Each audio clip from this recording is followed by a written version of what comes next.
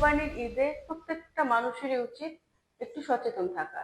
সেটা যে হচ্ছে আপনার সবসময় ডক্টরের পরামর্শ অনুযায়ী হতে হবে, ডায়েটিশিয়ানের পরামর্শ হতে হবে, কিংবা অনেক বিজ্ঞ কারো পরামর্শ নিয়ে যে সেটা শুরু করতে হবে এরকম কিন্তু না। এটা আমরা যদি পরিবার থেকে প্রত্যেকের জায়গা থেকে খাবারের বিষয়টা নিয়ে একটু ভাবি, একটু সচেতন থাকি, তাহলে যে কোনো অসুস্থতা থেকে আমরা নিজেরাই নিজেদেরকে রক্ষা করতে পারি। যেমন খাবারের সাথে অতিরিক্ত তেলটা আমরা বাদ দিতে পারি।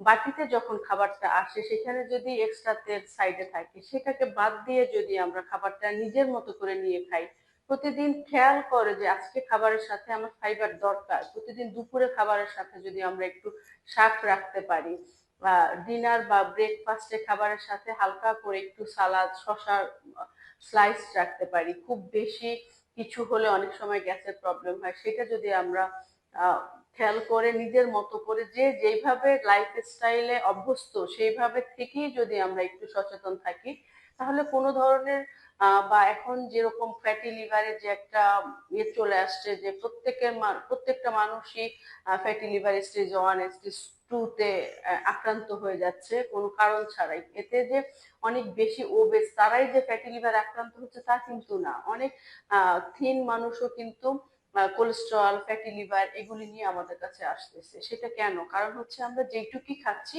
পুরো ওই খাবারটুকুই আমাদের হেলদি ফুড না। এটাই হচ্ছে মেইন কারণ।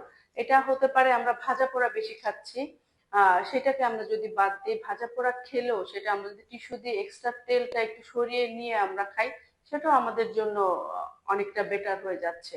ভাত যখন খাবো ভাতের পরিমাণটা একটু কম নিলাম, ডেইলি একবার আমরা হাঁটলাম, যে কোনো সময়, এরকম না যে ঘুম থেকে উঠে কষ্ট করে হাঁটতে হবে, যে কোনো সময় আমরা আধা ঘন্টা ফুল ফোর্স দিয়ে একটু হাঁটলাম, সেটা আমাদের জন্য উপকারে আসবে। ফ্যাটি লিভার হোক, কোলেস্টেরল হোক বা ট্রাইগ্লিসাইড যাদের থাকুক বা না থাকুক, এভাবে হাঁটলে আমরা সবসময় ফিট থাকতে পারি। আর হচ্ছে ফ্রুটস খাওয়ার, দেশি ফ্রুটস খাওয়ার অভ্যাস করা। অনেক মানুষই এখন আমরা দেখি যারা পেশেন্ট আসে আমাদের কাছে যে ফ্রুটস খায় না। এই ফ্রুটস খাওয়ার অভ্যাসটা ঘর থেকে তৈরি করতে হবে, ছোটবেলা থেকেই এটাকে অভ্যাসে পরিণত করতে হবে। যেভাবে আমরা 3 বেলা ভাত খাবো বা দুই বেলা ভাত, রুটি বা ব্রেকফাস্ট, লাঞ্চ, ডিনার যেভাবে করব, ওই সাথেই যেন প্রত্যেক বেলাতে আমাদের ফ্রুটস থাকে। এটা নর্মাল আপেল হোক, আমাদের দেশে পেয়ারা অ্যাভেলেবেল, পেয়ারাটা যদি আমরা খাই এটা অনেক বেশি হেলদি আমাদের জন্য। ওয়েট কমানো হোক, স্টোমাকটা ফুল থাকা, ভিটামিন সি রিচ। সো হচ্ছে পেয়ারা, লেবু, মালটা এগুলি আমাদের হাতের নাগালেই থাকে। এই ফ্রুটস গুলি খাওয়ার অভ্যাস তৈরি করা। বিকেল বেলা হচ্ছে আমরা ভাজা পোড়া না খেয়ে একটু ফ্রুটস খেলাম, একটু জুস খেলাম, বয়স বেঁধে যার যেটা যতটুকু খেতে পারে ওই অনুযায়ী আমরা খেলাম। ব্রেকফাস্টের পরে আমরা একটু ফ্রুটস খাওয়ার অভ্যাস করলাম।